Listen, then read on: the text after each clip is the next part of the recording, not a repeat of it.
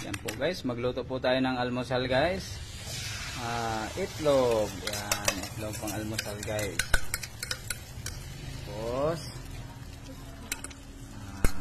yan ang ulam natin ngayon.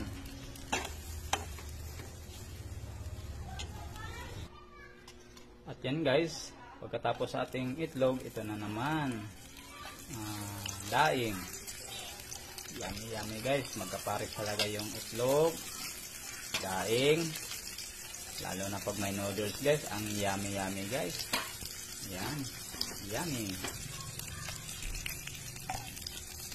Kunting okay lang.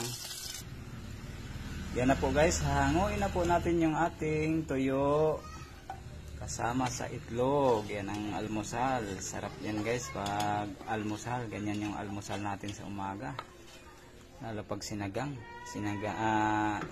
na kanin. Tapon yan. Yan guys, may itlog, tuyo at saka may pipino tayo. Kain na tayo guys. Kahit ito lang, okay na yan. Masarap na yan sa umaga guys. Thank you for watching. Bye. Kain tayo.